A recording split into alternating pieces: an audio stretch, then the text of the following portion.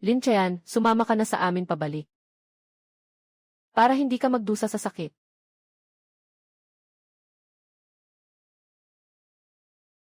Lahat ng tatlo ay may matitinding kakayahan. Wala akong pag-asa kung mag-isa lang ako. Wala nang daan pabalik. Walang matakasan. Kailangan kong gisingin ang natutulog na espada sa loob ko.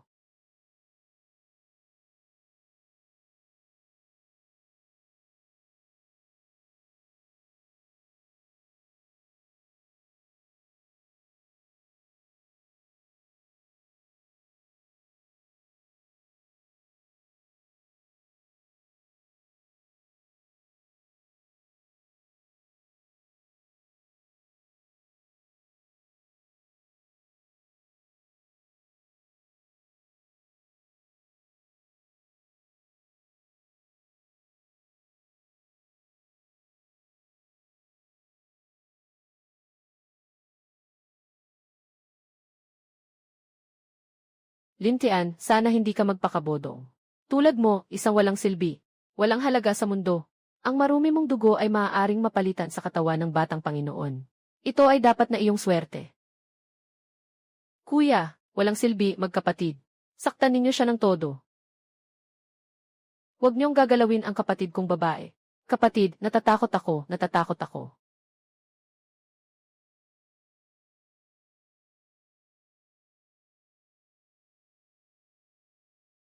Kung may taos pusong hangarin, kahit bato ay mabubuksan. Ikaw ang kauna-unahang. Maaaring magbunga ng espada sa loob ng 10,000 taon. Ikaw ang nilalang sa loob ng espada. Ako ay isang nabigong tao na humihila ng espada sa langit. Tanging isang nalalabing kaluluwa ang natira sa espada. Tawagin mo na lang akong Jayan Hun. Ang espada na ito ay nakatago sa buong buhay ko sa katanungan ng espada. Mga alituntunin ng espada. Kung magagawa mong pakawalan ito, ito ay isang kapalaran. Handa bang maging guro si Lin Tian sa akin? Ngayon, ako ay nasa isang mapanganib na kalagayan. Kapag nahulog sa kamay ng Lin family, mapipilitan akong palitan ang buto at maro. Kapag nawala na ang espiritual na ugat, hindi na makakapag-aral pa. Mas mabuti pang gawing guro siya. Maaaring mabago ang sitwasyon. Kung magiging guro ko ang nakatatanda, ano ang matutunan ko? Ang mga akdang sining sa mundo ay pawang mababaw. Kung magiging guro mo ako, sa iyong isang saksak, nagwagi sa langit. Estudyanteng Lin Chean, nagmamakaawa sa guro. Mabuti.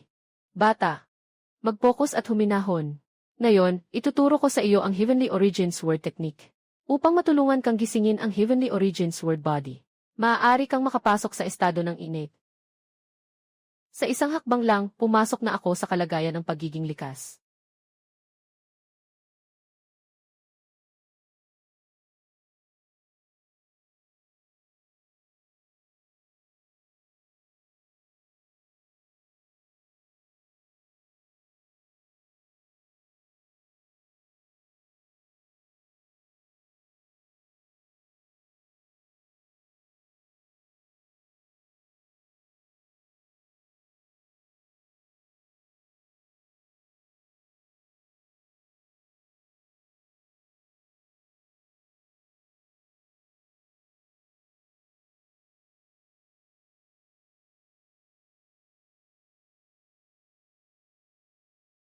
Nakakaligtas sa libingan at matinding panganib.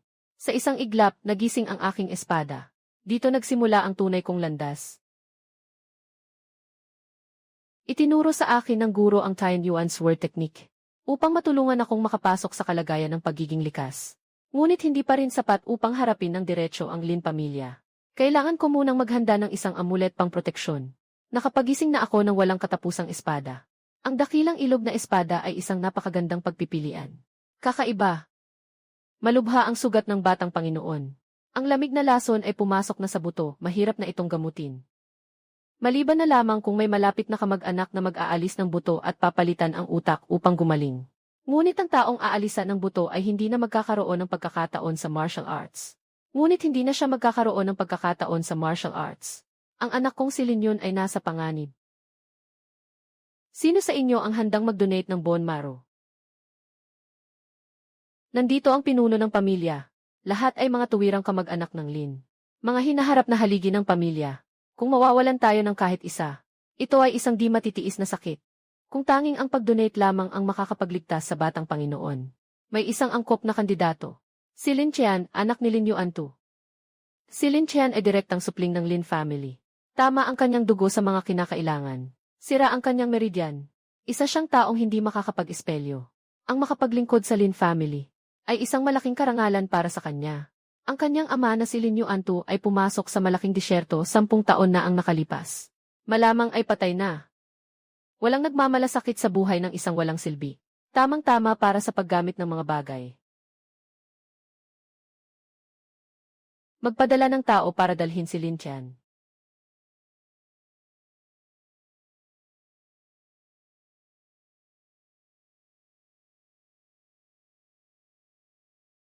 Kulang na lang ng kaunti. Basta't maabot ko ang ganap na kasanayan sa pundasyon ng espada. Marahil ay maihahatch ko ang uri ng espada sa aking katawan.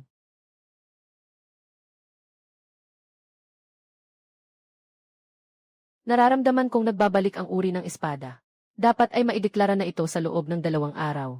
Ninitin taon ng paghihintay at pagsisikap. Nasa pagkakataong ito na. Sana hindi mo ako bigin.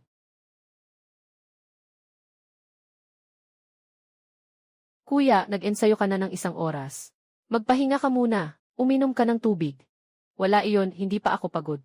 Kapag natutunan ko na ang espada at nagkaroon ng kakayahan, makakakuha na ako ng mas maraming pera. Agad kong magagamot ang sakit mo.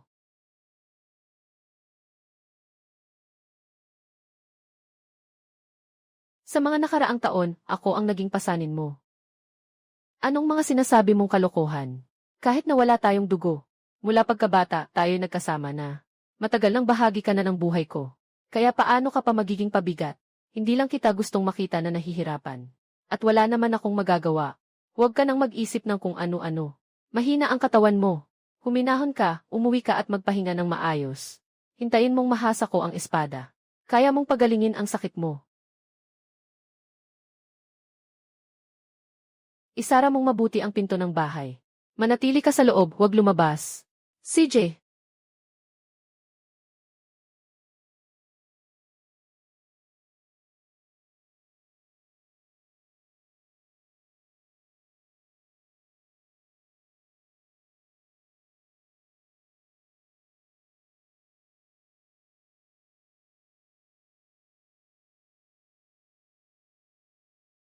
Alatin. Bakit ka napadpad dito sa tanggulan ng espada? Siya ba ang dating mong inutil na Fiang? Anong Fiang? Matagal na niyang tinapos ang lahat sa kanya. Isang walang silbi na hindi makapag-ensayo. Paano ko siya pakakasalan? Siyempre, hindi. Ngayon, ikaw ay babae ni Wang Fei ko. Tumigil ka na. Ang walang silbi mong ito, matapang pa. Hindi mo ba alam kung nasaan tayo? Ulitin ko. Umalis ka. Bodong bagay. Naglakas loob kang makipag-usap kay Yan na ganito. Gusto mo bang mamatay? Walang hiya.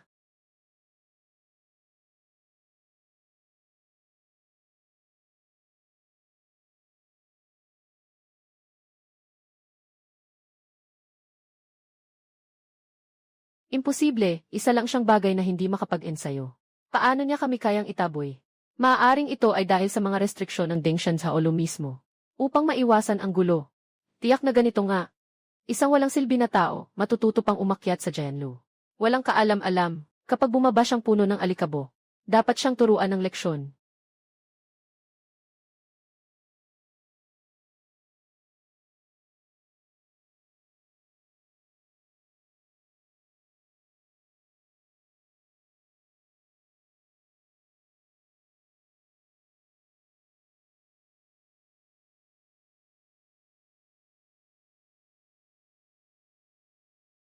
Paano ito posible? Paano nakarating ang basurang iyon doon? Sa loob ng 100 taon, walang sinuman sa Fenghai City ang nakakuha ng Sword Order. Anong silbi ng pag-abot niya sa unang antas?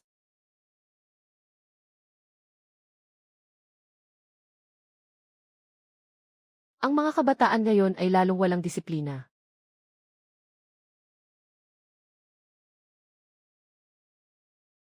Ah, ito ba ay tao pa talaga?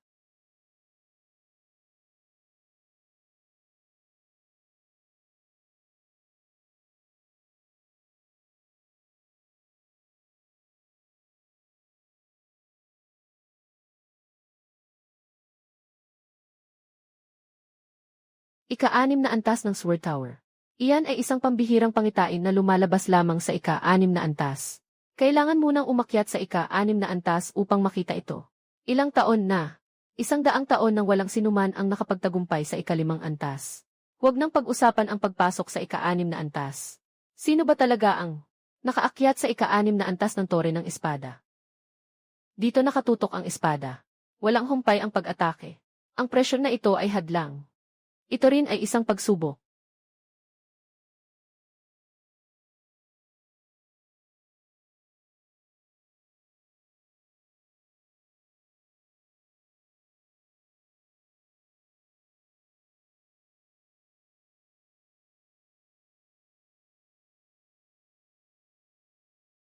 Narito ka na.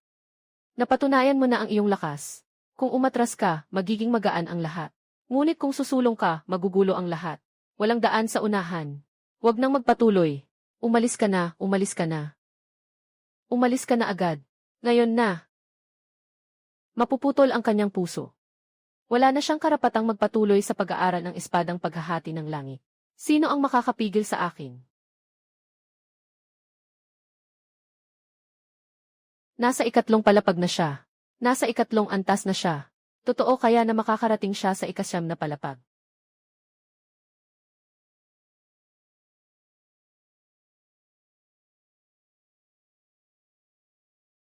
Dito na ba ang ika-9 na antas?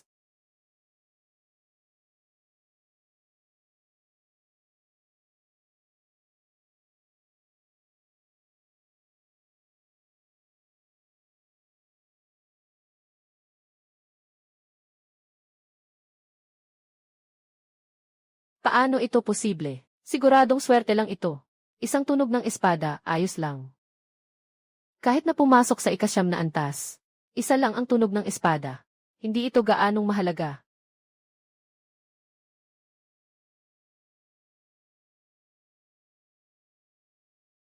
Tunog ng espada ng ulap.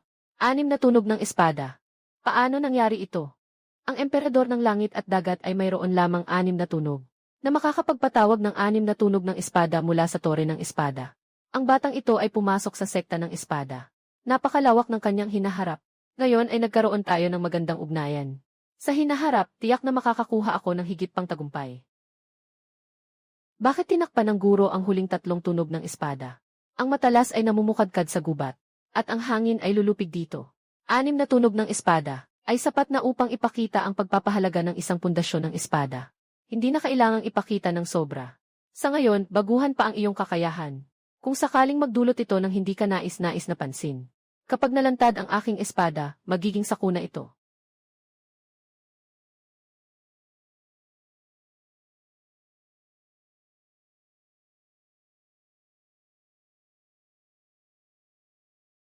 Lumabas na si Lin Chen. Binabati kita, binibining Lin, sa matagumpay na pagdaan sa pagsusulit ng Espada Tower. Dumating si Zhu Pingtai, ang tagahanap ng espada mula sa outer sect ng River Sword Sect, upang magpasalamat. Ah, si Sword Envoy Zhu, magandang makilala ka. Ngayon ay narito ka. Para ipagkaloob ang iyong Sword Token bilang bagong miyembro. Ang sekta ay nagpadala na ng mga matatag na eksperto. Kailangan kong personal na dalhin ka sa Sword Sect. Pasensya na, Zujayan, sumama ka sa akin. Una, kunin mo ang aking kapatid na babae. Iyan ay natural. Bitawan mo ako ang kanyang kasintahan. Kasintahan. Zhaoyan, ang kasunduan nating dalawa ay matagal nang hindi nawasto. Wala na tayong ugnayan. Lin Tian, pakinggan mo ako. Noon, naligaw ako ng landas. Kaya naniwala ako sa mga sabi-sabi ng iba. Hindi ka naman talagang walang silbi. Sa puso ko, gusto pa rin kita. Ako. Kung gusto mo o hindi, sa iyo na iyon. Pero sa tuwing nakikita kita, parang gusto kong sumuka. Huwag mo na akong ipakita sa iyo muli. Ang usapan tungkol sa kasal ay tapos na. Hindi siya karapat-dapat sa kahit anong pag-asa ko. Hindi tayo talagang nagmula sa parehong mundo. Ate, nandito na ako.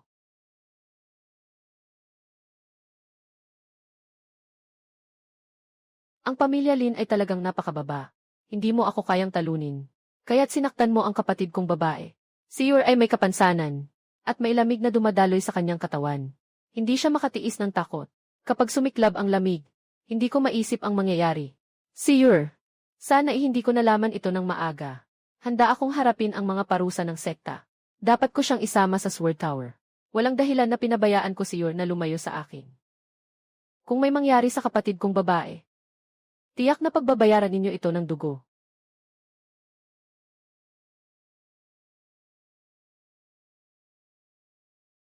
Sundan ninyo ako lahat.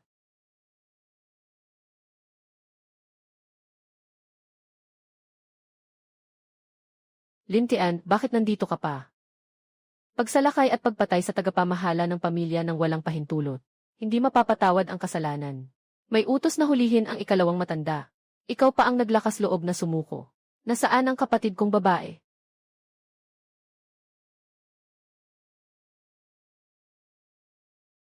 Nasa likod na bakuran. Sino mang tutol sa akin, mamatay. Sino mang tutol sa akin, mamatay.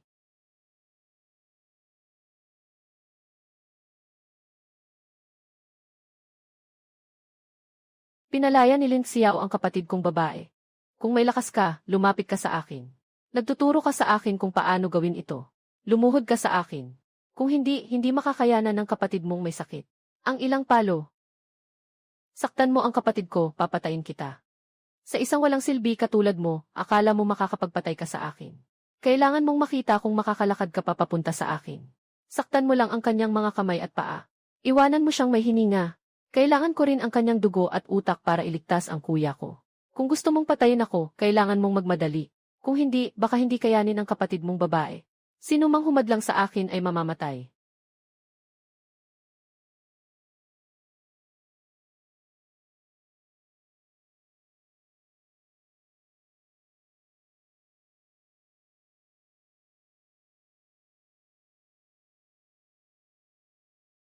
Lin Qian, umpisahan mo nang iligtas ang kapatid mong babae.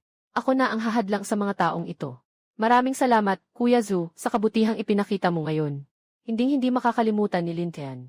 Hindi ko akalain na ikaw na isang walang kwentang tao ay nakahanap pa ng kakampi. Sige na nga, kung sarili mong isusuko, walang magagawa ako. Yung batang lalaki na yan ay nagpasya, na personal kang aayusin.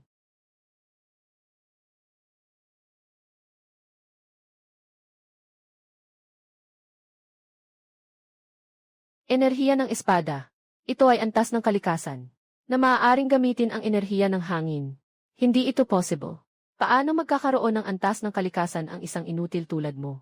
Ah, kamay ko. Lin Tian, naglakas ka ng loob na saktan. Ngayon, kayong magkapatid ay pareho ng mamamatay. Lahat ay mamamatay. Mamamatay. Ikaw na ang mauunang mamatay. Lin Qian, itigil mo yan. Ha ha ha. Si Lin Tian ay nanghihimasok at pumatay sa kamay ko. Tulungan mo akong patayin si Ding.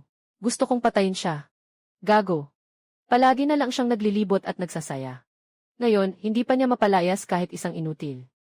Lin Qian, ang laki ng loob mo. Pumasok ang tao at pumatay sa mga kapamilya sa kanilang sariling angkan. Walang pakundangan sa batas. Lin Filong. Kahit na gusto mong hulihin ako at hukayin ang aking buto. Si Lin Yu ay inosente. Pero ikaw ang pumatay sa anak niya. Binilanggo siya hanggang sa ganito ang itsura niya.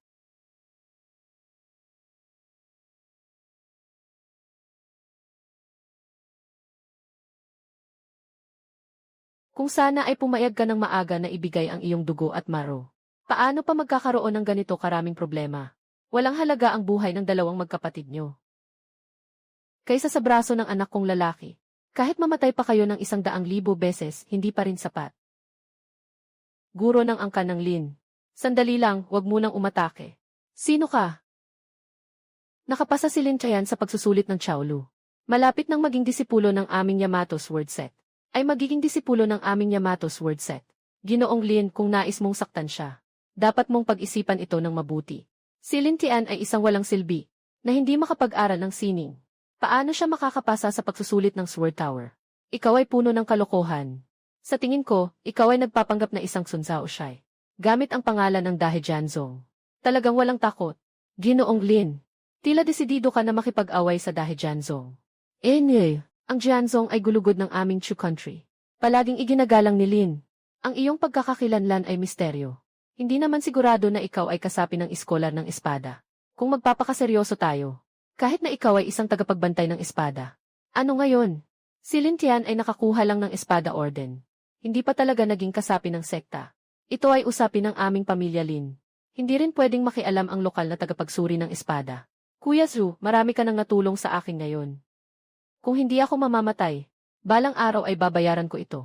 Mas mabuti pang ako na lang ang humawak sa bagay na ito. Sa huli,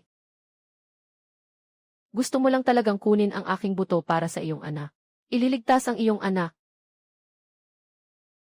Ganito na lang, hindi ba't sinabi mong wala akong silbi? Ngayon, hahamon ako sa lahat ng kabataan ng pamilya Lin. Sino mang disipo ng pamilya Lin na nasa ilalim ng 20 taong gulang? Kung sino man ang makatalo sa akin, ako'y susuko. At ikaw ang bahala. Ngunit kung ako ang mananalo, kailangan mong palayain ang magkapatid na kami.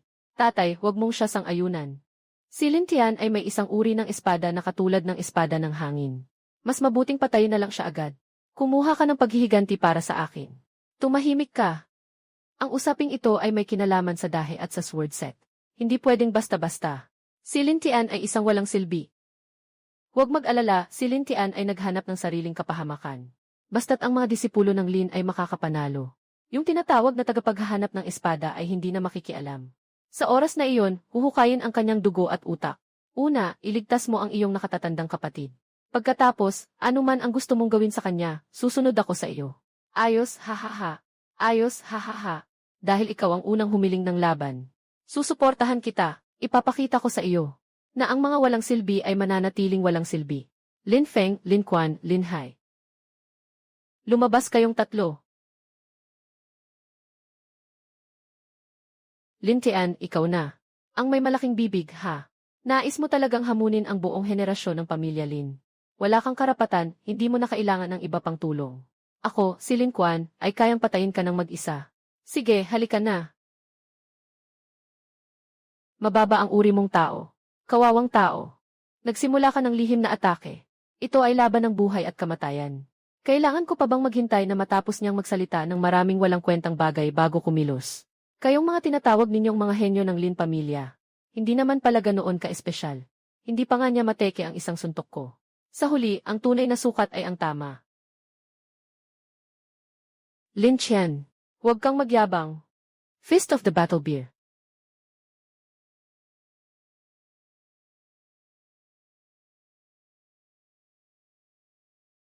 Hindi ito possible. Si Lin Tian ay hindi ipinanganak na walang kakayahang mag-aral.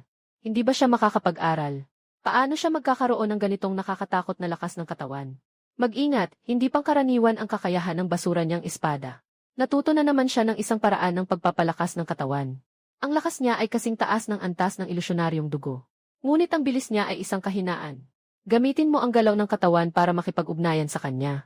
Kapag nahanap mo ang kahinaan, pwede mong tapusin agad. Siya ang may-ari ng bahay. Malamig na hangin na hakbang.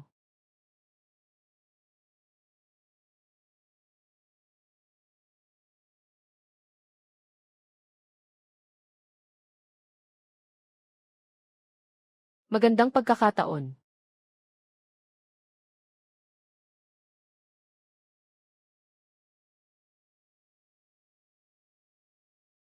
Antas ng pagiging likas. Hindi ito pwedeng mangyari. Paano magkakaroon ng antas ng likas ang isang inutil na tulad niya? Yung dating na tagapag-ikot ng espada sabi, na nakapasa si Ling Qian sa pagsusulit ng Sword Tower.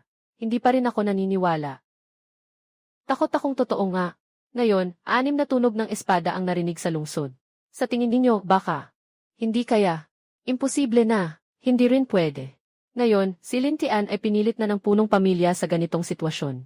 Hindi na siya pwedeng maging tao ng pamilya Lin. Sino pa sa mga kabataan ng pamilya Lin ang may lakas ng loob na lumaban? Haha, ganito ang pamilya Lin. Palaging sinasabi na ako ay walang silbi. Ngayon, wala na silang lakas ng loob na harapin ako. Lin Filong, talagang ikaw ay isang mahusay na punong pamilya.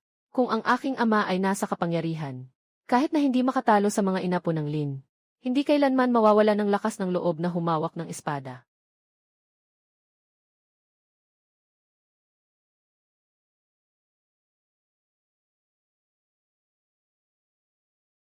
Lin Xiao, ikaw mababangis na tao. Nagdaring ka pang mang-atake. Ibigay mo sa akin ang iyong buhay. Tulungan niyo ako. Tatay, tulungan mo ako. Lin Tian, ang lakas mong loob. Ang anak mo ay nagtaksil at gustong sumugod at pumatay sa akin.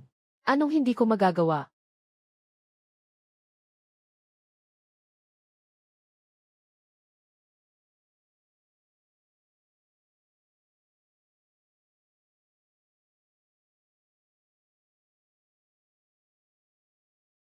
Hindi. Lin Qian, ang lakas mong loob na pumatay sa anak ko. Dapat kang mamatay sa parusa. Ikaw ang nagpaloko sa pagtaksil ng pamilya Lin. Gusto mong akong patayin, ha?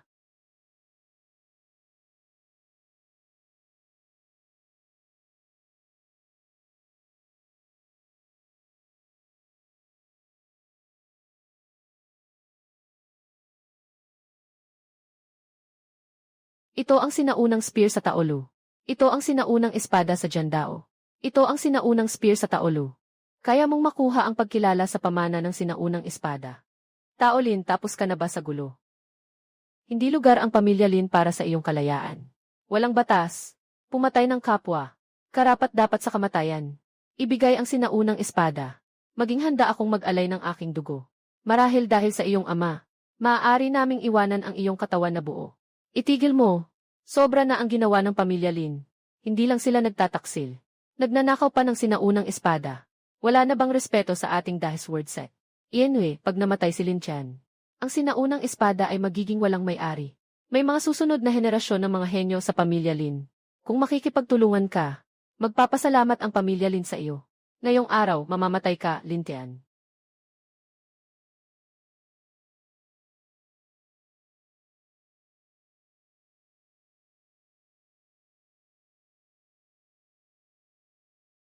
Hindi kanya kalaban. Ipasa mo na lang sa akin.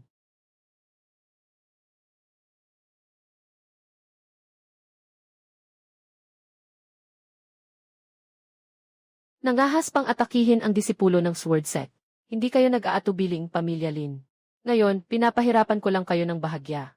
Kung magpapatuloy pa kayo, hindi siya magpapatawad. Susing espada mula sa malayo. Dapat ay sinaunang paraan ng paggamit ng espada. Mukhang may kakayahan ang malaking ilog espada na sekta. Magaling din ang batang ito na kumilos. Siya na siguro ang iyong tagapagsalubong. Dinala ni Zuping ang punong espadador ng Qingyang dito sa tore ng espada upang makita ako.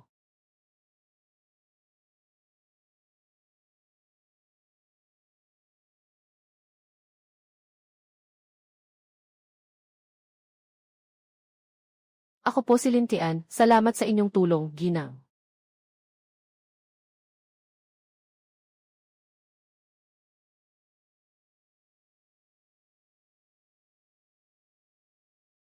Maaari mong ipagalaw ang lumang espada ng 6 na beses. At kaya mong tiisin ang aking espada. Hindi masasabing walang dahilan ang pagpunta ko rito. Babae, maraming salamat sa iyong papuri. Kung wala kang kakayahan, huwag maging bayani. Kung nais mong maging karapat-dapat sa espada sa likod mo, magsimula ka sa pagkatuto ng mabuhay. Tama ang sinasabi ng babae. Mag-aaral ako ng mabuti at tututok sa aking pagsasanay. Upang hindi masayang ang tabak na ito. At hindi ko malimutan ang utang na loob ng dalaga. May potensyal ka pa. Karapat-dapat kang pumasok sa aming sekta ng tabak. Salamat, dalaga. Kapag natapos na ang mga bagay sa Fengyang, babalik kita sa aming bundok. Mayroon akong isang bagay na hinihiling. Ang aking kapatid na babae ay mahina simula pagkabata. Kami ay magkasama sa hirap at ginhawa. Hindi ko alam kung maaari siyang sumama. Sige lang. Ano ang pangalan ng dalaga? Yu Shang. Shang.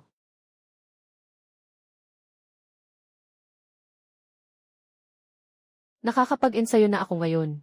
Hindi magtatagal, aalis na ako sa Fengyang City. Pupunta sa Dahis Word Set. Kapag mayroon na akong sapat na lakas, pupunta rin ako sa Dahuang upang hanapin ang aking ama. Siyang may malaking swerte at mahabang buhay. Tiyak na hindi siya madaling mamamatay. Hindi tama ang libing na ito. May problema ba ang guro? Ito ang libingan ng nanay ko. Sigurado ka bang namatay na ang nanay mo? May pinagbago ang libingan na ito. Malakas ang kalaban. At wala namang bangkay sa libingan. Maaaring hindi pa nga pumanaw ang nanay mo. Mas parang isang libingang pang-royal ang lugar na ito. Kung buhay pa si inay. Bakit mo ako niloloko? Pag naging malakas ka na. Siguro nga. Kapatid na Mesha, matagal mo na akong sinusundan, halos isang araw na. Talagang gusto mong puksain ako ng tuluyan. Luuying, iniwan mo ang iyong tungkulin. Nagnakaw ng mahika, ng api ng kapwa.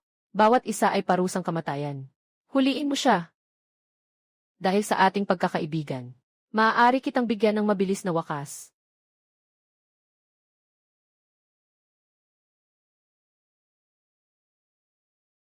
Walang hanggan ang dagat ng dugo.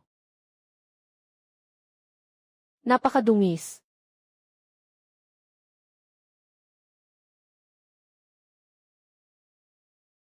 Tulad ng pag-alis sa isang itlog.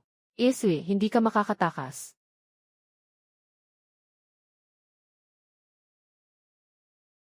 Putangin ng buwan na parang yelo, lumalakas pa. Kailangan kong makalayo agad. Tulong ng langit nasa aking. Basta makuha ko lang ang kanyang balat. Makakaiwas ako sa masamang bituin. May amoy ng dugo at may mali siya.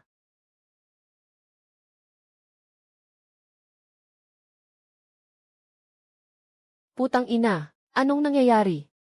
Pero sa pag-alay sa mga ninuno, nakatagpo pa ng ganitong pagsubok. Luma at makapangyarihang espada mula sa kinyang. Luma at makapangyarihang sibat mula sa kinyang.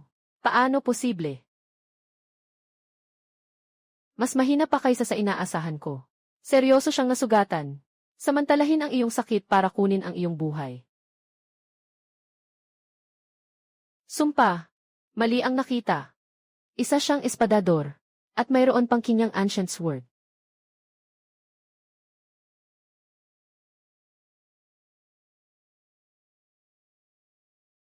Ito ay para sa sarili mong kapakanan.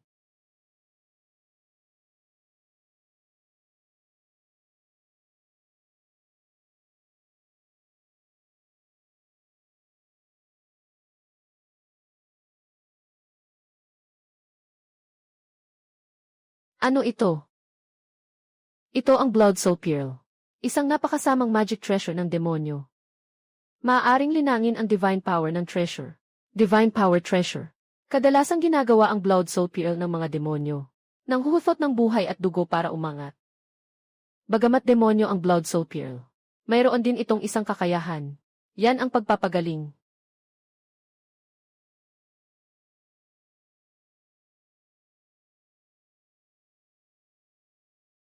Lin Chen. Bakit nandito ka? Paano napunta sa iyo ang Blood Soul Pearl? Ang perlas na ito ay nakasagupa sa isang demonyong mag-aaral. Napatay ko na siya. Matagal na hindi tayo nagkita. Ikaw pa rin ang nakapatay kay Luing. Malaki na ang pag-unlad ng lakas. Ngunit ang dugo ng kaluluwa na perlas ay may kinalaman sa lihim ng dugo ng kaluluwa na sekta. Kailangan kong kunin ito. Nasa kamay na ng nakatatandang kapatid ang desisyon. Naghahanap ng kamatayan. Ibigay mo ang dugo ng kaluluwa na bola. Noong una, nagtataka ako kung bakit ninakaw ni Luing ang perlas. Ngayon ko lang nalaman na ito ay dahil sa inyo, mga natitirang labi ng dugo ng kaluluwa na sekta. Mayroong sabuatan. Ngayon, tiyak na makukuha ko ang dugo ng kaluluwa. Gagawin kong regalo para sa muling paglitaw ng aking sekta. Handa sila. Hahawakan kita. Mabilis kang umalis, ano ang gagawin mo? May paraan ako. Basta bumalik ka sa sekta ng espada. Pero, patayin siya para makuha ang bola ng kaluluwa. Tara na. Kahit nasa bingit na ng kamatayan, iniisip pa rin ang pagliligtas ng tao. Ikaw, magdala ka ng ilang tao at tapusin mo na ang batang yun.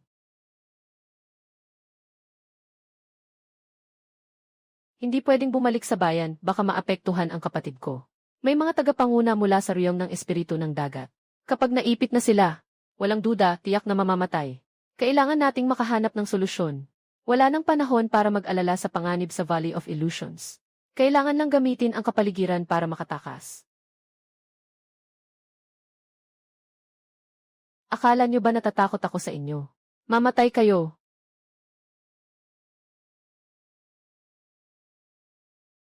Hindi ko akalain na magiging mahirap pa rin ito. Pero isang simpleng tao, hindi ba't kayang baguhin ang mundo? Mamatay ka na.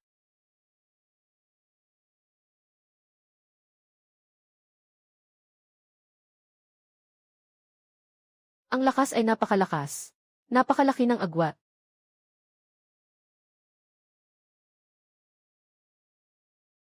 Huwag makipaglaban ng direkta. Maglagay muna ng mga panggulo sa lambak ng mga illusions. Pagkatapos ay mag-isip ng paraan. Kailangan nating patayin ang taong ito. Huwag palampasin ang anumang buhay na saksi. Kung hindi, hindi ko maipapaliwanag sa batang Panginoon.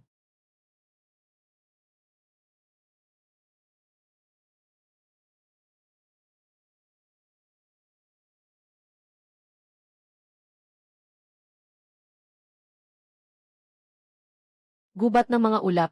Napakakakaiba. Paano nagkaroon ng nayon dito?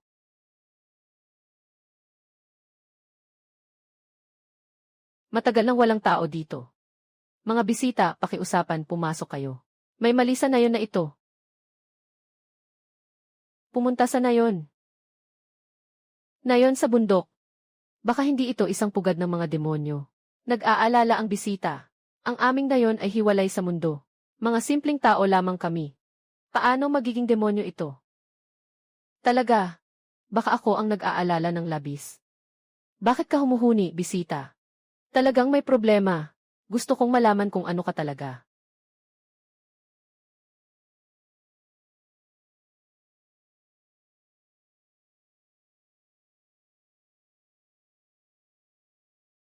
Aha, isang pugad ng tarantula. Matapos kumain ng tao ang mga halimaw na ito. Nag-iwan pa sila ng balat dito sa loob.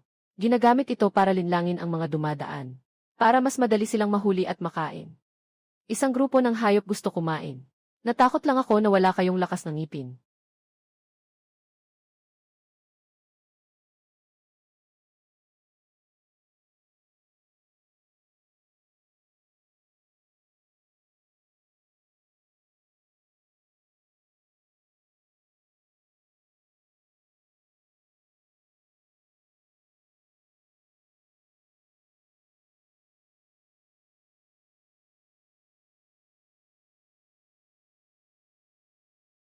Grabe.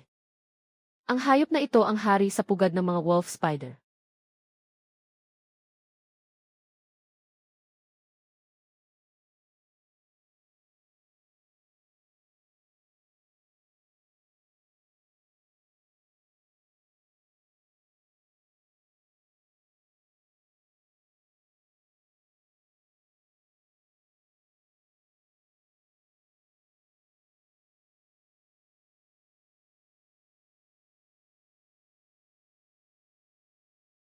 Parang patay na.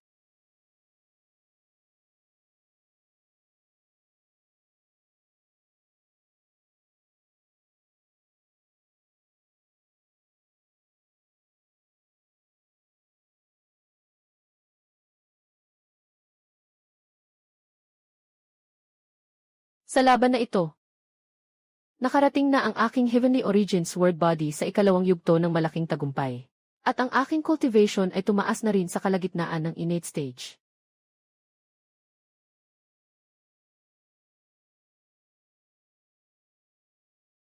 Guro, hindi pangkaraniwan ang kahoy na ito.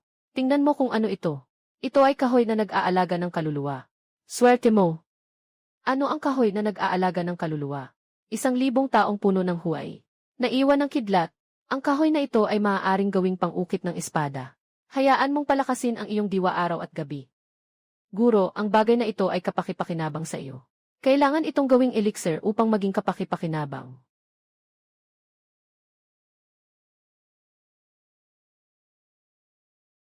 Ang maliit na nilalang na ito ay hindi basta-basta.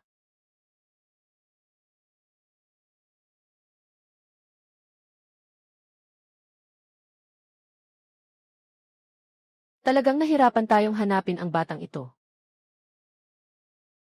Bigyan natin siya ng leksyon.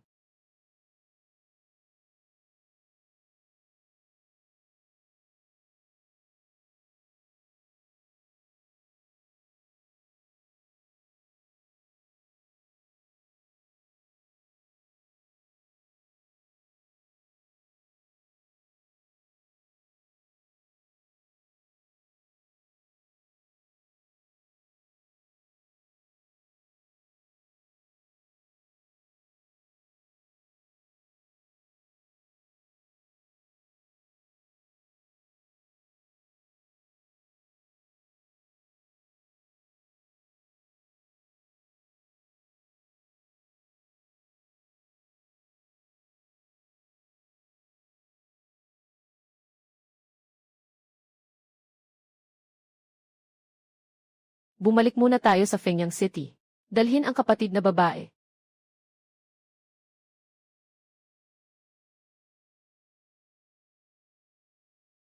Kuya, aalis na tayo ngayon.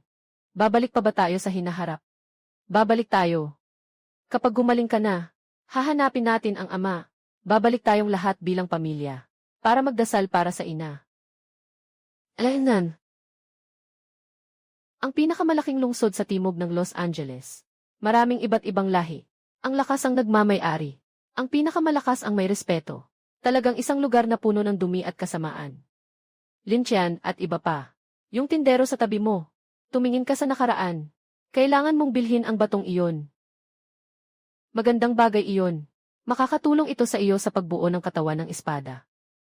Magkano lahat ng mga bagay na ito? Isang pirasong mababang uri ng espiritual na bato. Wang Laosan, binigyan na kita ng babala ng maraming beses.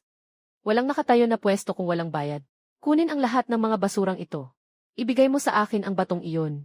At umalis ka na. Gaano ba kalala ang kawalang galang ng pamilya Yang? Huwag kayong mag-atubiling hulihin si Lin Tian. Kneel down at magbigay ng galang. Sumunod ka sa akin, maging aso ako ng pamilya Yang.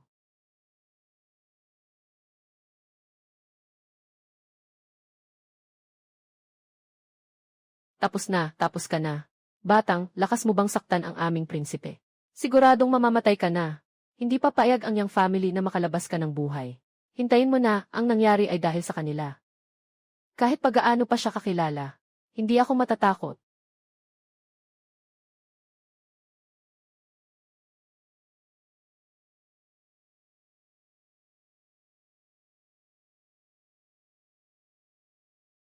Sino siya? Parang interesado siya sa kapatid na babae ko. Hindi ko akalain na sa maliit na estado ng Chu. Makakatagpo pa rin ako ng ganitong magaling na tao. Talagang bihira.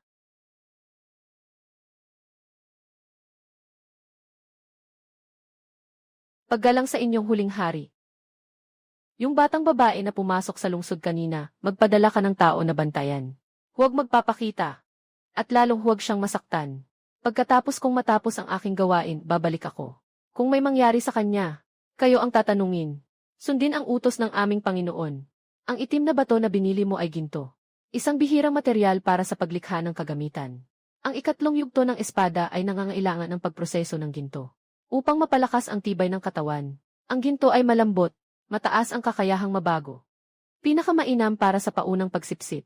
Kailangan kong umupa ng isang silid para sa paglikha ng gamot gamit ang apoy ng lupa. Tanging ang silid sa ibabang bahagi ang natitira at mataas ang presyo. Inirerekomenda ang karaniwang silid para sa gamot na hindi na ginagamit.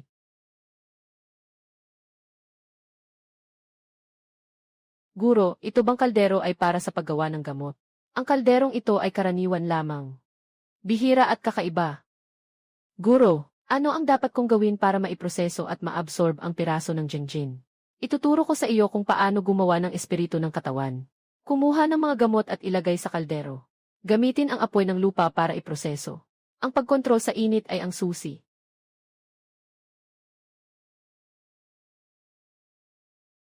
Ngayon, sumisid ka na. Anong sumisid? Teacher, nagbibiro ka ba? Akala mo madali lang ang Tengen's word body. Yung dalawang naunang bahagi ay paunang hakbang lang. Kapag nakuha mo na ang espiritu ng bakal na espada, saka katunay na magpa-practice ng katawan. May espiritual na likido sa pugon na magpoprotekta sa'yo. Pagpasok ng katawan, kailangang mapanatili mong parang bakal na espada ang itsura. Kapag hindi na kaya, mamamatay ka. At hindi ka na matatakot. Pagsisisi habang may pagkakataon. Pagsisisi. Kung hindi dahil sa Tenyuan's word body. Matagal na akong patay. Ang katawan mo ngayon ay sapat na malakas. Ang pisikal na katawan ay ang pundasyon ng lahat. Kaya kailangan kong mag-ensayo. Upang maabot ang hindi pagkamatay at hindi pagkawasak. Ang antas ng muling pagkabuhay sa dugo. Bakit ka pa gagawin ito? Hindi mo pa kayang tiisin ang ganitong hirap. Paano ka paaabot sa tuktok gamit ang espada? Kailangan mong magtiyaga ka talaga. Kaya mong mag-isip ng kalmado. Napakagaling ng kanyang pag-unawa. Sa hinaharap, maaari siyang maging isang mahusay na tao. Ah! Katawan ng espada ng langit. Ikatlong yugto. Gintong katawan ng espada. Ngayon kaya kong patayin ang isang likas na mandirigma ng buhay. Habang nag-ehersisyo ka, tinulungan kitang gumawa ng isang kahon ng espada. Ang kahon ng espadang ito ay ganap na itim. Tawagin na lang itong black box. Guro. Walang problema sa paggawa nito. Naubos ang espiritu. Hindi ko na magagawang magpanday ng elixir ng personal. Ikaw ang gagawa ng soul nourishing pill. Gagabayan kita. CJ. Kakaibang ulap ng Dan. Tatak numero 3. Siya ay isang mystery. Nakita mo ba, guro? Kakaibang ulap ng Dan. Ito ay isang kakaibang ulap ng Dan. Nakita ko. Magaling ang ginawa mo. Lumabas na tayo. Anong nangyayari? Narinig ko na kapag ang mandirigma ay nakarating sa mataas na antas ng pagsasanay, pwede nilang maibalik ang kabataan at mapahaba ang buhay. Isang master na kayang magpasiklab ng kakaibang anyo ng ulap ng pil ay tiyak na isang malakas na mandirigma rin. Ang nagmamay-ari po ay si Yuan Zhengdao, punong alchemist ng Danding Pavilion. Magandang araw, ginoong nakakatanda. Ang alchemy ng nakakatanda ay nagpakita ng kakaibang pangyayari. Nagtangkang lumapit ang nakababata. Umaasa sa iyong pag-unawa. Kanina, ako ang nag-alchemize. Hindi ito gawa ng nakakatanda. Ito ay mula lamang sa turo ng aking guro. Nagsikap na makagawa ng perpektong pagsasama-sama ng enerhiya. Bata ka pa lang, nakagawa na ng perpektong gamot. Malaki ang iyong hinaharap, hindi pa alam kung paano tatawagin. Lin Qian. Si Ginoo Lin pala. Binanggit mo kanina ang guro. Hindi ko alam kung sino ang master. Nakapagtuturo ng isang mahusay na estudyante tulad mo. Ang guro ay hindi mula sa estado ng Chu. Mas mabuting huwag nang magtanong. Huwag magkamali ng isip, Ginoong Lin. Wala akong masamang intensyon. Kung sakaling may kailangan, ang Danding Pavilion at ang Yunlong Chamber of Commerce ay handang tumulong. Ang mabuting intensyon ng Danding Pavilion at Yunlong Chamber of Commerce. Ipapaabot ko ito sa guro. Hahaha, masyadong magalang si Ginoong Lin. Ginoong Lin, ito ang AHC card ng Yunlong Chamber of Commerce. Sa card na ito, maaari kang gumamit ng alchemical room ng libre. Maaari ring sumakay sa airship. May mga private room din. Salamat sa iyong malaking suporta, Ginoong Yuan. Mayroon pa akong mahalagang bagay. Kailangan ko nang umalis. Ginoong Lin, sandali lang. Ginoong Lin, ako si Liu Qingqing. Ako ang pangalawang dalaga ng Yulong Merchants Association. Kebet, ako rin ay pupunta sa Dahis Word Set. Hindi ko alam kung maaari ba tayong magkasama sa paglalakbay. Mas mabuti na may kasama sa daan. Kung si Liu Gunyang ay pupunta rin sa Great Harmonies Word Set. Sige, samahan na natin sila. Mangyaring alagaan ninyo kami sa daan. Maraming salamat, Binibining Lin. Putang ina. Bakit kasama si Liu Qingqing nitong batang ito? Hindi pwede na hindi ko mailabas ang galit na ito. Paano pa ako makakatayo sa lotseng sa hinaharap? Huwag kang mag-isip na makakatakas ka na sa Yuntia Uhuting. Hintayin niyo ako, sumama kayo sa barko. Pagdating sa barko, hanapin ang pagkakataon para tuluyan siyang mapatay.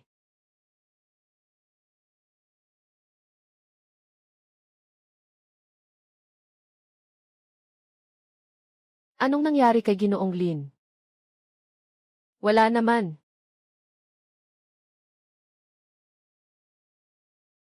Nakakapagod talaga ang tao, nakakainis. Nagsusumikap ako para makakuha ng kaunting yaman para sa pagsasanay. Pero itong batang ito ang saya-saya. Kumakain ng mga kayamanan ng langit at lupa bilang pagkain. Si Yaoyu, sa tingin mo ba nagkamali tayo sa ating pagsilang?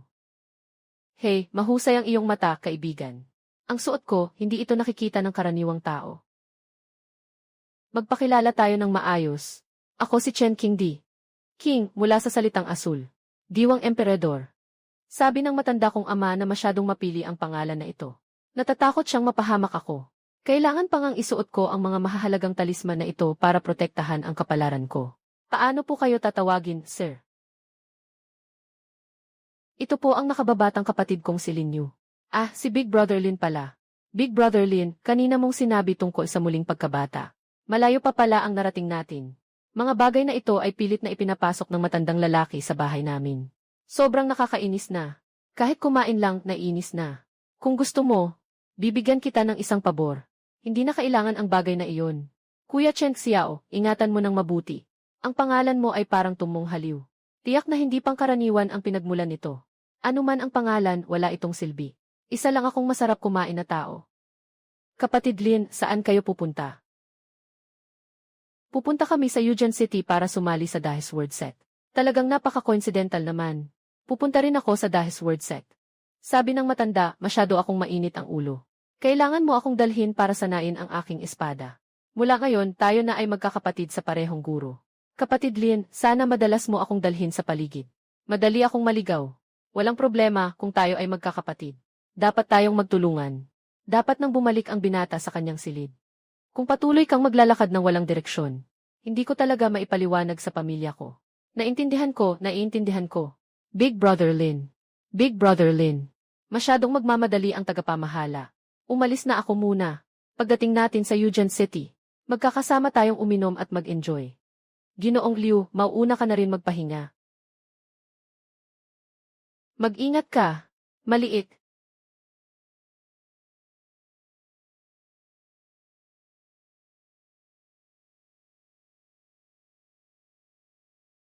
Hindi akalain na si Liu Qingqing ay sobrang bait sa'yo. Pinatuloy ka sa ganitong mamahaling fey room. Pero ayos lang din. Dito tahimik. Karaniwang hindi nag-ikot ang mga tagapagbantay sa fey room. Dito kita papatayin ng hindi mo alam.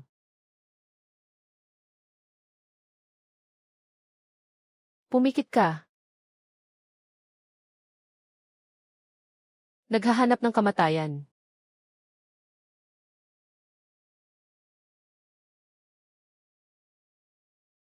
Paano mangyayari yon?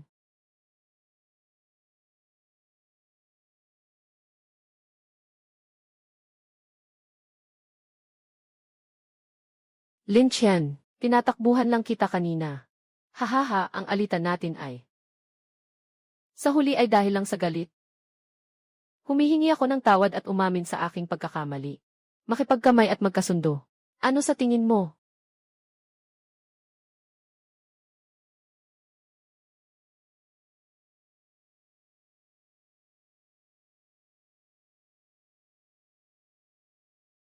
Matapang na baliw. Sino ang may ganang pumasok sa room at patayin si Ginoong Yang? Hawakan niyo siya. Hawakan niyo siya. Gusto akong patayin para manahimik. Ano ka ba?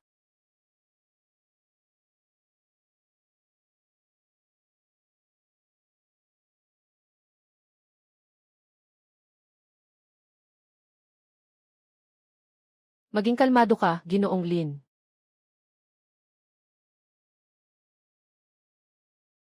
May mga ganitong mga tao sa samahan. Ito ay dahil sa kakulangan ng disiplina ni Qingqing. Ang buhay niya. Maaaring ipalit bilang paghingi ng tawad sa iyo. Sige, bibigyan ko ng halaga ito kay Yan. Liu. Nabigla si Ginoong Lin sa pagkakataong ito. Bakit hindi tayo lumipat sa aking Piaok Siang Lo para uminom ng tsaa?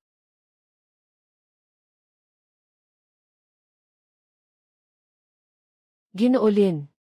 Tahimik ang airship na ito. Sadyang inanyayahan ka ni Qingqing dito. Ngunit hindi lamang para sa tsaa. Alam mo ba, Ginoo? Bagamat may titulong ikalawang dalaga ng samahan ang Qingqing. Mahirap ang kanyang kalagayan. Yung mga iyon na ginawang pusta sa aking kasal. Tinuturing ako ng nakatatandang kapatid bilang hadlang sa kapangyarihan. Sobrang ganda talaga. Ganitong mga paraan. Kung ibang tao na may mas mahina ang loob, siguradong matagal na silang handang maglingkod sa kanya. Ginoong Lin. Dahil wala namang ibang matatakbuhan si Gen. Liu, kung gayon, susunod na lang tayo kay Lin. Kaya kong maging sandigan. Ngunit ang interes na hinihingi ni Lin, baka hindi kayang ibigay ni Miss Liu. Ginoong Lin, mangyaring magpakaseryoso. May mahalagang bagay na hinihingi si Qingqing. Mahalagang bagay. Ito ba ang tinutukoy ni Miss Liu na natitirang resipe ng Xuanlingdan? Napakatalas ng paningin ni Ginoong Lin. Ngunit ang bagay na ito ay bahagi ng Xuanlingdan. Kung matutulungan mo akong gawin ito sa hinaharap, 3% ng kita ay ibibigay ko sa iyo. Ang 3% kita kapalit ng isang pagkakataon ay makatarungan. Ngunit sa susunod na magtatanghal, palitan natin ang paraan. Ang taong tulad ni Lin ay talagang seryoso. Sa gabing ito, mayroong isang malaking pag-gathering sa Eugene City si Ginoong Lin. Hindi ko alam kung interesado ka, Ginoo. Anong malaking pagtitipon? Banquet ng king yun. Handog ni Prinsesa Yanluo mula sa Chu. Sa pangalan, para sa mga bagong disipulo ng Sword Sect. Sa katotohanan, para sa kanyang nakababatang kapatid na lalaki. Si Chu Yang, tunay na disipulo ng dahanang pusod na Sword Sect, ay nag-imbita ng mga tao. Kakauwi mo lang, Ginoo. Magpakita ka naman. Makakatulong ito sa'yo para tumayo at magbenta ng dan sa hinaharap. Dahil may kikitain naman. Kaya ngayong gabi, pupunta ako sa tinatawag na King Yun Banquet. CJ. Matagal na rin tayong hindi nagkita. Bakit ka nandito sa Eugen City? Hindi mo man lang sinabi sa akin ng maaga. Sige, pupunta ako para sunduin ka. Gao Yuan. Paano ka nandito? King, ang sinasabi mo. Isa rin ako sa mga taga-suporta ng King Yun Banquet. Normal lang na kumatawan sa Gao family para dumalo sa salu-salo. Siyempre, alam mo na iyon. Sinabi ko na kayong gaugongzi noon pa. Walang posibilidad sa pagitan natin. Walang dahilan para mag-aksaya ng isip. Ginoong Lin, pumasok na tayo. Siya sa atin mo ng mabuti. Gusto kong malaman kung ano talaga ang pinagmulan ng apelyidong Lin. Kapatid, kilala ko ang batang ito. Oh, Wang Fi. Kilala mo siya. Sabihin mo kung ano ang pinagmulan niya. Ang pangalan niya ay Lin Tian. Isa lang siyang walang pangalan na kabataan mula sa Fengyang City. Noong mga nakaraang taon, isa siyang cultivator na may baradong meridian. Hindi ko alam kung anong pagkakataon ang nakuha niya. Na nagdulot pa ng 6 na tunog ng espada sa tower. Ikinalulungkot ko, Ginoong Lin. Hindi ko sinasadya na gawing panangga ka. Ngunit nandito na tayo. Kung sakaling magalit sa akin ang mataas na lugar, hindi ba't ako'y nagdulot ng labis na abala? Sabi mo, hindi ba't nararapat na bigyan mo ako ng kaunting kabayaran? Ano ang nais ng binata na gawin kong kabayaran? Paano kung ialay ko ang aking sarili? Huwag, nagbibiro lang ako. Nandito pa ang kapatid kong babae. Huwag mong masyadong maimpluwensyahan ang mga bata. Huwag mong masyadong maimpluwensyahan ang mga bata. Kuya, hindi ako bata. Matanda na ako. Kuya Lin, halika na rito. Mayroong isang upuan dito. Dibisito ni Prinsesa ng Smoke Forest dumating.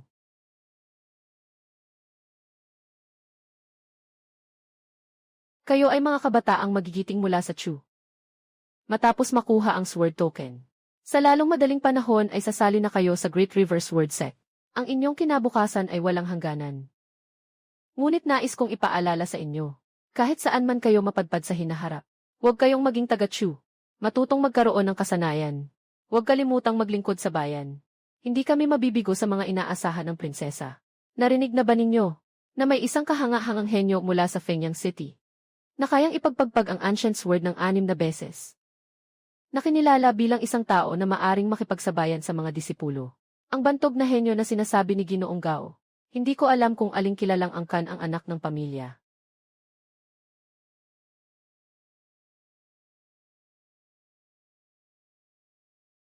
Ito ang galing sa Fengyang City na si Lin Tian. Ginoong Lin, siya ang tanyag na henyo na nagpasimula ng 6 na tunog ng espada. Ang hinaharap na tunay na disipulo ng Sword Sect. Napakalaki ng kinabukasan ni Ginoong Lin. May mga plano siyang maglingkod sa bansa sa hinaharap. Napakabait ng prinsesa. Si Lin ay isang maliit na tao mula sa isang liblib na bayan. Hindi kayang dalhin ang mga malalaking usaping pambansa. Ngayon ay para lamang makipagkaibigan sa mga kapwa-estudyante. Walang intensyon na guluhin kayong lahat. Kami ng iyong kapatid na babae ay mauuna na. Si Ginoong Lin ay may pambihirang talento. Tiyak na ang kanyang kakayahan ay higit sa karaniwan. Si Gao ay may kaunting kaalaman sa espada. Nais kong magtanong kay Ginoo Lin. Tungkol sa sining ng espada. Pasensya na, hindi ako ang iyong ama. Walang oras para turuan ka.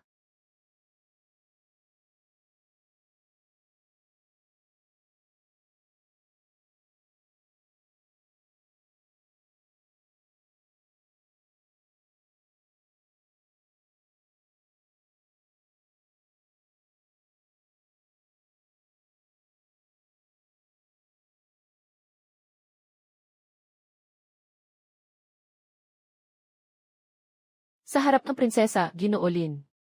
Ikaw ay naglakas loob na magtangka sa mataas na lugar. May nakikita ka pang prinsesa at batas ng estado ng Chu.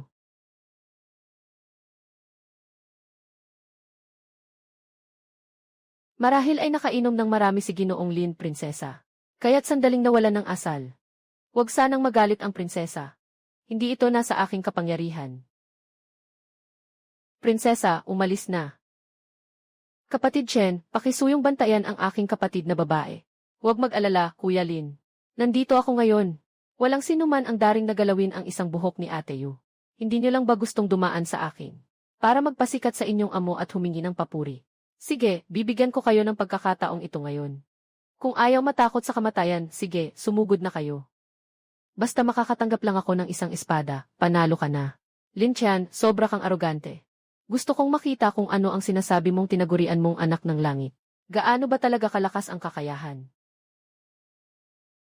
Pangunahing pamamaraan ng paghawak.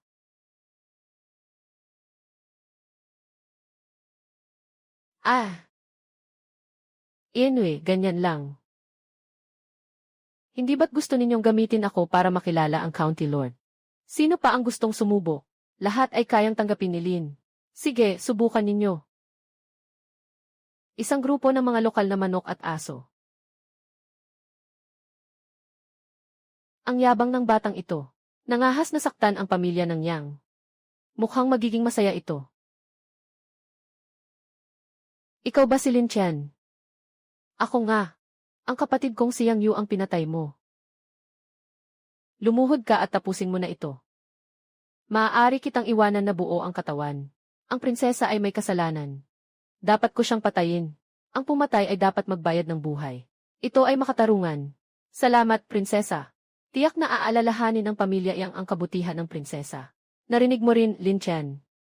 Wala kang makakatulong sa iyo ngayon. Talaga, sige, maglaban tayo hanggang kamatayan. Kaya mo ba? Leslie. Naghahanap ka lang ng kamatayan. Sige, tutulungan kita. Patay ka na.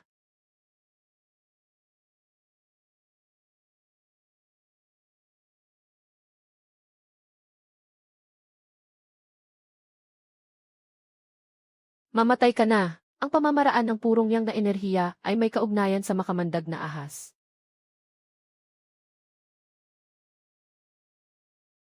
Ha! Kung nakatanggap ka ng isang suntok ko at hindi ka namatay, swerte mo na. Ang mga atake mo sa akin ay hindi gaanong mahalaga. Kahit gaano pa kalakas ang iyong likas na enerhiya. Limitado ang iyong espiritual na lakas.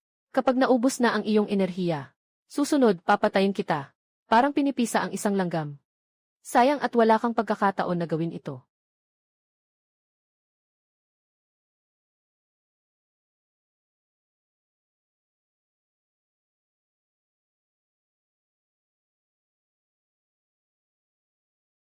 Yang Qi ay namatay.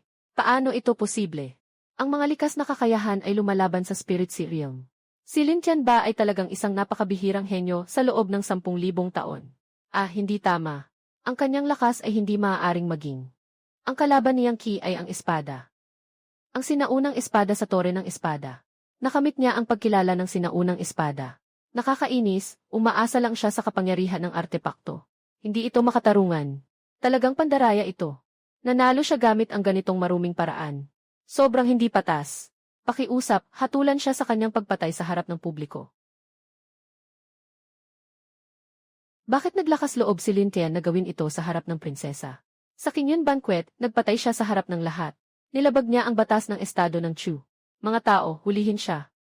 Ang laban ni Lin Qian at Yang Qi ay isang patas na laban sa buhay at kamatayan. Upang tapusin ang kanilang personal na alitan. Kaninang sinabi mo na hindi ka makikialam. Ang kanilang personal na alitan. Talagang hindi ako makikialam.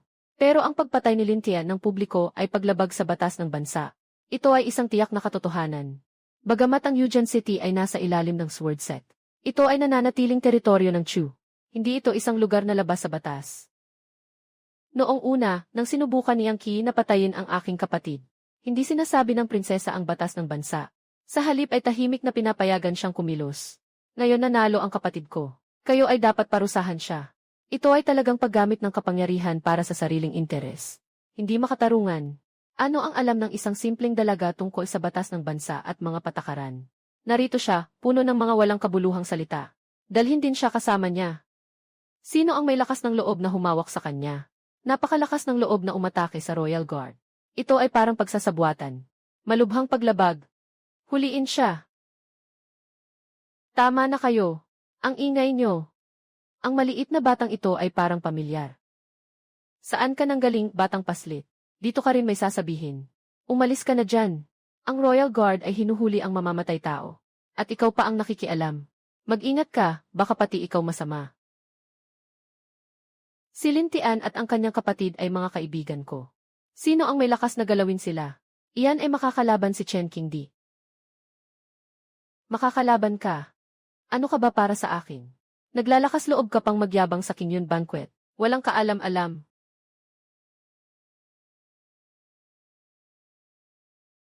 Walang galang sa anak ng hari. Nang aabala sa kapangyarihan ng langit. Pagmamaliit sa langit. Paglapastangan sa nakatataas. Walang paggalang sa mga mababa. Dapat silang parusahan ng kamatayan. Gamit ang karapat dapat na ranggo. Kamatayan na may gintong karayom. Ikaw ang pinakamahusay na mamamatay tao na tumakas mula sa huling puot. Master ng Espada, Giant Jew. Sobra na ang gulo niyo ngayon, Chukin. Walang masama sa mga kabataan na nag-ensayo. Ngunit ang paggalaw ng Ancient Sword ay magdudulot ng kaguluhan sa Chu. Tama ang sinabi ng nakatatanda. Kakausap ko lang si Ginoong Lin kanina, nagbibiro lang ako. Wala akong intensyong pasakitan siya. Ikaw na siguro ang anak ng King Emperor. Ako si Chukin. Noong bata ka, niyayakap pa kita. Delikado ka masyado sa taas na yan. Halika, yayakapin kita pababa. Enye. Kuya Lin, ang usok dito ay nakakasama. Wala pa tayong kinakain, nakakainis. Tara na sa bahay mo. Kakainin kita ng inihaw na karne. Kakaibang pangyayari kanina. Huwag kayong mag-alala, ngayon ay para sa inyong lahat. Magpatuloy tayo sa salu-salo. May munting regalo sa pagtatapos.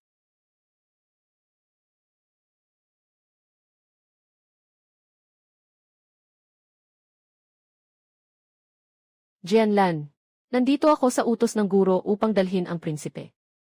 Chen Shidi, sumunod ka sa akin upang umakyat sa bundok.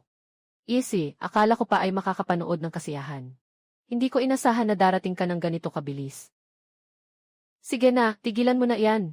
Mahalaga ang mga seryosong bagay. Ito na si Lin Chen.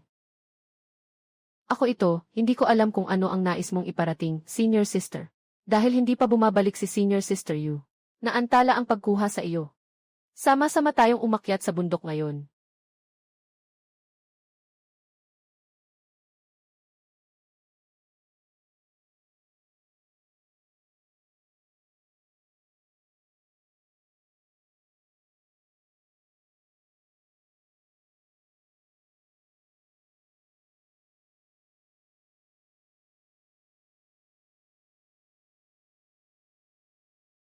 Senyora Jianlan, dadalhin ko si King Di para makilala ang punong guro.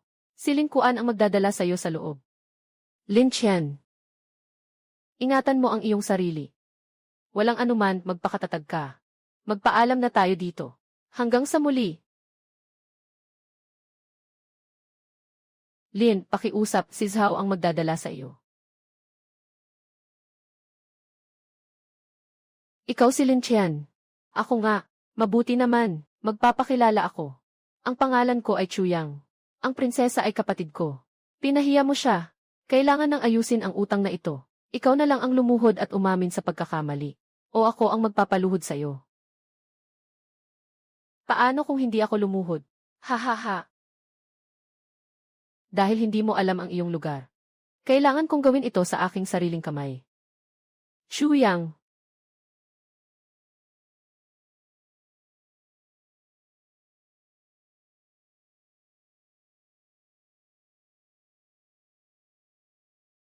Mas mataas siya ng 2 antas kaysa sa akin.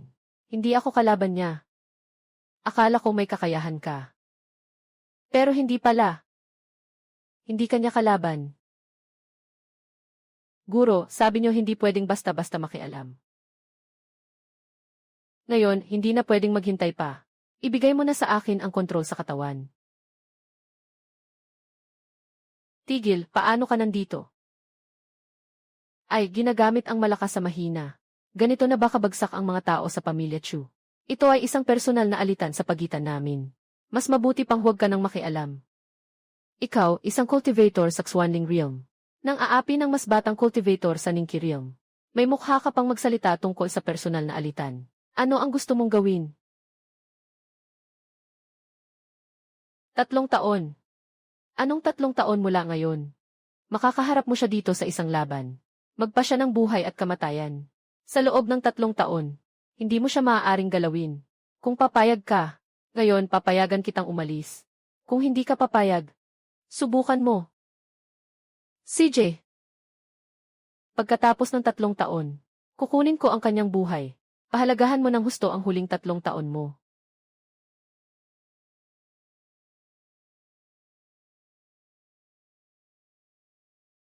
Maraming salamat sa pagtulong, nakakatanda. Maaari bang malaman ang pangalan ng inyong ginagalang na nakatatanda? Maaari bang malaman ang pangalan ng inyong ginagalang na nakatatanda? Huwag mo akong tawaging nakatatanda, parang ang tanda ko na.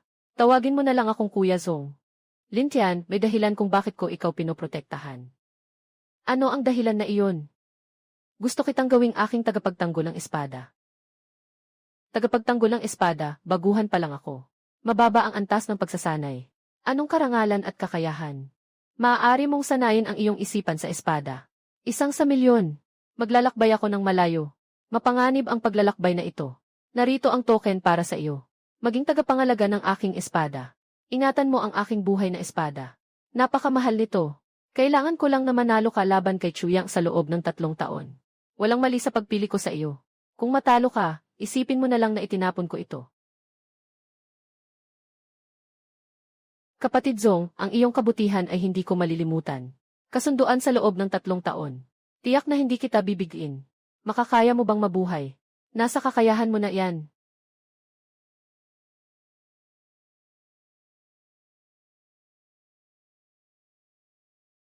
Tatlong taon mula ngayon. Hindi ko napapayagang may sinuman na humadlang sa akin.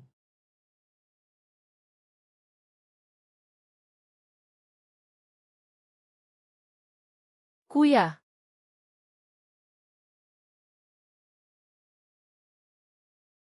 Umiiral na naman.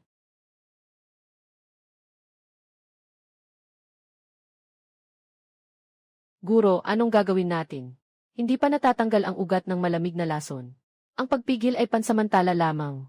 Mas mahirap itong kontrolin habang tumatagal. Huwag magpaliban. Ipasok muna ang purong yang na enerhiya sa 3 puntos. I-stabilize ang pulso sa gitna ng langit at isara ang tulay. Ipasok ng sunod-sunod. Tusukin ang dulo ng hintuturo. Maaari nitong alisin ang malamig na lason. Ligtas ang pamamaraang ito. Mas masahol pa ang sitwasyon niya kaysa sa inaasahan ko. Magtiis ka.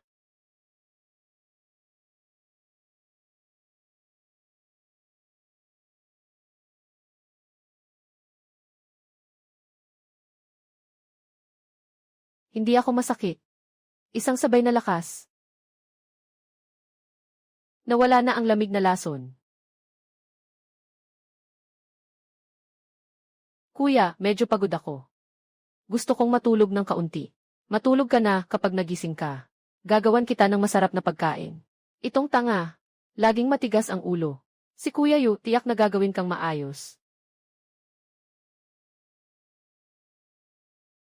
Kailangan maging malakas. Kailangan lampasan ang antas ng kapangyarihan. Dapat talagang makahanap ng paraan para gamutin ang malamig na lason. Guro. Ano ba talaga ang nangyayari sa malamig na lason sa katawan ni Xiaoyu? Ang lamig sa kanyang katawan ay hindi sakit o lason. Ito ay nagmumula sa sariling lakas ng kanyang dugo. Dahil sa pagkakaselyo. Ito ay kumakalat sa anyo ng lamig mula sa pagkakaselyo. Paano nangyari ito? Ano ba talaga ang nangyayari? Ang pagkakaselyo ay hindi ginawa ng iba. Ito ay likas niyang dala. Hindi tulad ng karaniwang selyo. Mas parang isang proteksyon na layer. Protection. Mas nagsasalita ka, mas nalilito ako. Sa katawan ni Xiaoyu, may napakabihirang malakas na espesyal na dugo. Sobrang lakas ng dugo. Ang selyo ay isang likas na proteksyon na kalasag. Hindi maaaring pilitin. Ang sumpa ay kailangang magising ang dugo upang tuluyang mapalaya.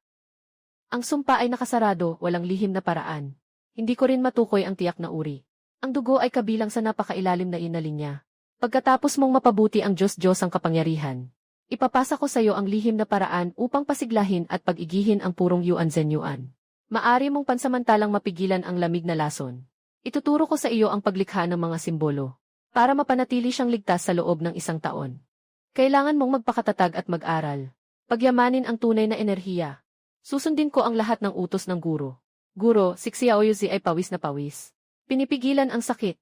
Ano bang nangyayari sa kanya? May mga malalakas na tao na gumagamit ng paraan ng panaginip. Sa lihim na nagtuturo ng kasanayan kay Xiaoyu. Guro, mayroon bang paraan para makausap ko siya? Upang malaman kung siya ay kaibigan o kaaway. Gusto mo bang pumasok sa panaginip? Maari itong gawin. Ngunit ang kalaban ay hindi bababa sa isang makapangyarihang tao. Kung siya ay may masamang hangarin, direct mong maaaring burahin ang iyong espiritu sa panaginip. Nandito ang guro mo. Kahit ang langit ay nilalabanan mo. Paano ka matatakot sa isang langit tao? Evi, batang hamak. Huwag kang magyabang. Kung buong panalo ako, kayang kong burahin ang langit tao. Ngayon, natitira na lang ang natitirang kaluluwa. Ang kabilang panig ay pumasok lamang sa panaginip. Hindi makalikha ng alon. Pinaubayan kita na pumasok sa panaginip. Salamat, guro, sa pagtulong. Naalala ko siya. Nakatigil siya sa harap ng karwahe sa maliit na ulan noong bumagsak ang lungsod. Siya pala iyon. Makapangyarihang Diyos. Bakit ka pumunta sa ganitong maliit na lugar sa Chu? Yes, said, hindi ka si Lin Yu. Batang-bata, alam mo ang paraan ng pagpasok sa mga panaginip. Ako si Lin Tian, nakatatandang kapatid ni Lin Yu. Narinig ko na nagtuturo ang nakatatanda. Dumating ako upang makipagkita. Ikaw ay pumasok ng walang pahintulot sa isang pribadong lugar ng pagtuturo. Ito ay isang malaking paglabag sa respeto. Nais ko ang iyong kabaitan sa batang babae. Kung hindi, sa oras na ito ay papatayin kita. Hindi mo alam ang aking pinagmulan. Nagtuturo ka sa lihim. Natatakot ako na magamit si Xiaoyu. Walang dahilan para ipaliwanag sa iyo. Wala kang karapatan dito. Umalis ka. Huwag akong hadlangan sa aking pagtuturo.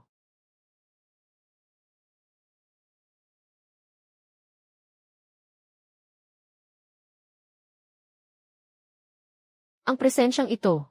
Ano ang koneksyon mo sa ina ng Lishan? Sino ka talaga? Paano mo nalaman ang pangalan ng aming guro sa Xuanyin Palace? Ang ina ng Lishan ay isang sinaunang diyosa. Maaari ring ituring na isa sa aking mga nakatatandang kaibigan. Hindi ko alam ang pangalan ng nakatatanda. Hindi mahalaga kung sino ako. Mahalaga ay kailangan ng pahintulot ni Lin Tian sa pagtuturo. Huwag kang manghimasok, dahil maaari kang mawala sa iyong sarili. Bilang nakababatang henerasyon, nakita ko lang nakakaiba ang katawan ng batang babae. Kaya't nagkaroon ako ng pagnanais na alagaan siya. Walang masamang intensyon. Maaari akong magturo. Sa loob ng 1 taon. Kailangan kong makita ang malinaw na pag-unlad. Kung hindi,